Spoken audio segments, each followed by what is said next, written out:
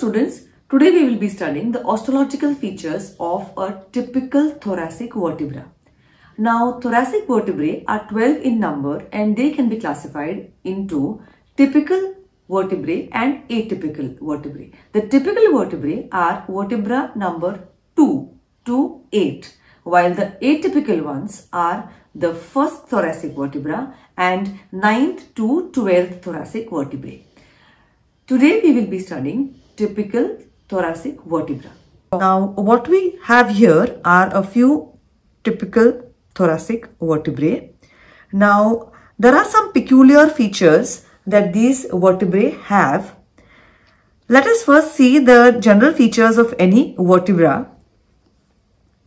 This is the body and the remaining part is called as the vertebral arc, which is made up of a pair of pedicles, the pair of transverse processes, pair of laminae, a single midline spinous process, and the pair of superior articular processes and a pair of inferior articular processes.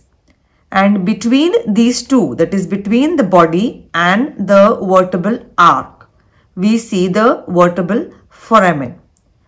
These are features of any vertebra. Now, what are the peculiarities of a thoracic vertebra? The body on the side shows two costal facets, and these are the demifacets which are seen on the sides of the body of the thoracic vertebra. The body of the thoracic vertebra is heart-shaped with the anteroposterior diameter almost equal to the transverse diameter. The vertebral foramen is small and circular. The spinous process is long, pointed and directed downwards. The pedicle is attached to the upper part of the body, thus making the inferior vertebral notch deeper, while the superior vertebral notch is much shallower. So these are peculiar features of a typical thoracic vertebra. Now let us see the individual components. When we say body of a typical thoracic vertebra, it is heart-shaped, anteroposterior diameter almost equal to the transverse diameter. On each side, it is characterized by two costal facets. These are called as demifacets. The upper costal facet is larger and is seen to be present at the posterior end of the body, nearer to the beginning point of the pedicle, while the inferior costal facet is smaller and lies at the posterior limit of the body of the thoracic vertebra, nearer to the beginning of the inferior vertebral notch.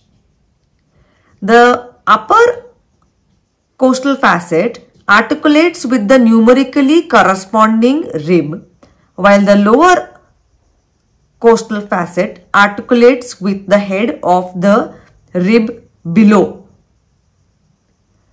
We then go on to see the attachments onto the body.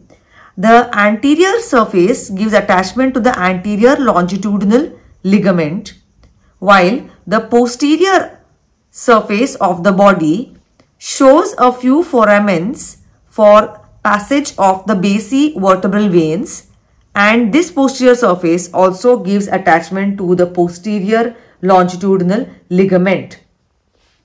These were features of the body. Then we go on to study features of the vertebral arch.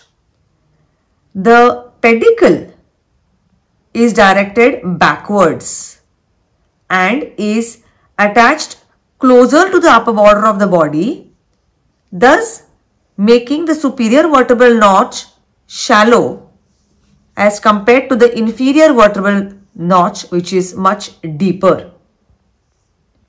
We then go on to see the pair of laminae. These laminae, if we see adjacent vertebrae, the laminae overlap each other as we see them from above downwards. The ligamentum flavum is attached to the anterior aspect of the laminae. This here is the anterior surface of the laminae and it gives attachment to the ligamentum flavum. The posterior aspect of the laminae give attachment to the deep muscles of the back. We then go to see the superior articular processes. These are directed backwards and laterally. They are flat articular surfaces. The inferior articular facets are continuous with the lower border of the corresponding lamina and they are directed forwards and medially. These articular processes will articulate with reciprocal articular surfaces of the vertebra above and below, and these intervertebral joints are plain synovial type of joints. We then go on to see the transverse process. The transverse processes are directed backwards and laterally, each having an anterior surface and a posterior surface and a tip. The anterior surface shows a facet for articulation with the tubercle of the numerically corresponding rib to form the costotransverse joint, which is a plain synovial type of joint. The tip of the transverse process gives attachment to the lateral costotransverse ligament. The anterior surface of the transverse process medial to the articular facet gives attachment to the inferior costotransverse ligament, while the inferior border of the transverse process gives attachment to the superior costotransverse ligament. The intertransverse muscles are attached to the superior and the inferior borders of the transverse processes. We finally go on to see the spinous process or the spine. This is long, pointed and directed downwards. The spinous process gives attachment to the trapezius and latissimus dorsi muscles, the interspinous and supraspinous ligaments, the rhomboideus major and minor muscles, serratus posterior superior and inferior muscles, and the deep muscles of the back. Finally, we see the joints formed by a typical thoracic vertebra.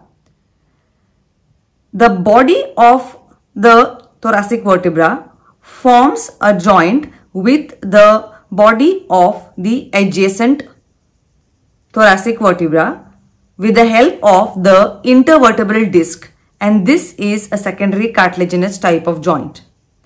The superior articular facets of a vertebra will articulate with the inferior articular facet of the vertebra above, and similarly the inferior articular facets of a particular vertebra will articulate with the superior articular facet of the vertebra below.